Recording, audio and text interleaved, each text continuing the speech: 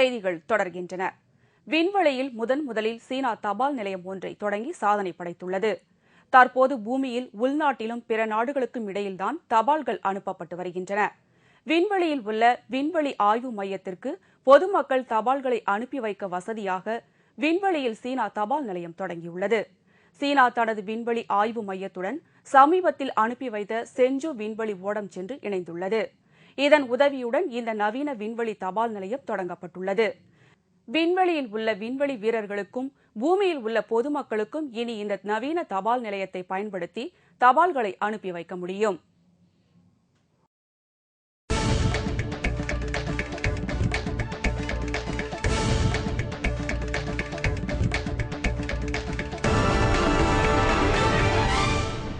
லண்டனில் லார்ட்ஸில் நடந்த test cricket போட்டியில் சூதாட்ட மோசடியில் ஈடுபட்ட பாகிஸ்தான் கிரிக்கெட் வீரர்களுக்கு சிறை தண்டனை விதித்து லண்டன் நீதிமன்றம் பரபரப்பு தீர்ப்பளித்துள்ளது.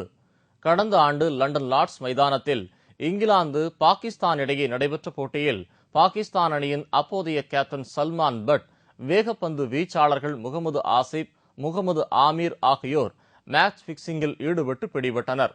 இது தொடர்பாக அவர்கள் மீது வழக்கு பதிவு செய்யப்பட்டு விசாரணை நடைபெற்று வந்தது. அதைத் தொடர்ந்து சதி செய்து ஏமாற்றுதல், லஞ்ச பணம் பெறுதல் போன்ற பிரிவுகளில் லண்டனில் உள்ள சவுத்வொர்க் கிரவுன் நீதிமன்றத்தில் வழக்கு தொடரப்பட்டது.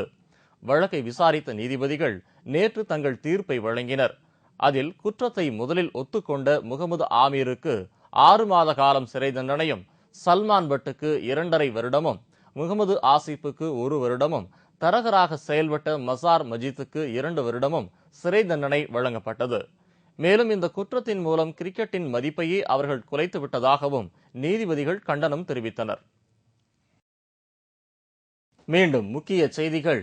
மாணவர்களின் அறிவுக்கும் ஆராய்ச்சிக்கும் பயன்படக்கூடிய நூலகத்தை அரசியல் காழ்ப்புணர்ச்சி காரணமாக மாற்றுவதால் மக்களின் வரிப்பணம் விரயமாகிறது என்றும், நூலகத்தை மக்கள் நலன் கருதி மாற்றக்கூடாது என்றும் கேப்டன் விஜயகாந்த் தெரிவித்துள்ளார். பெட்ரோல் விலை லிட்டருக்கு ₹1.82 உயர்ந்துள்ளது. இந்த விலை உயர்வு நள்ளிரவு முதல் அமலுக்கு வந்தது.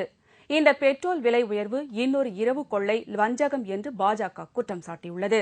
மழை வெள்ளத்தால் பாதிக்கப்பட்ட பகுதிகளில் தீவிர நிவாரணப் பணி நடைபெற்று வருகிறது. மேலும் தமிழ்நாட்டில் மழை படிப்படியாக குறைய வாய்ப்புள்ளதாக வானிலை ஆய்வு மையம் தெரிவித்துள்ளது. சமூக சேவகர் அண்ணா ஹசாரே ஜன் லோக்பால் குறித்த கேள்விகளுக்கு பதிலளிக்க நாடாளுமன்ற நிலைக்குழு கூட்டத்தில் பங்கேற்பதற்காக இன்று தனது மௌன விரதத்தை கைவிடுகிறார். இத்துடன் செய்திகள் நிறைவடைந்தன. மீண்டும் செய்திகள் பிற்பகல் 1 மணிக்கு. உங்கள் பிரச்சனைகளுக்கு உடனடி தீர்வு காண 30134600 என்ற கேப்டன் டிவியின் தொலைபேசி எண்ணிற்கு தொடர்பு கொள்ளவும்.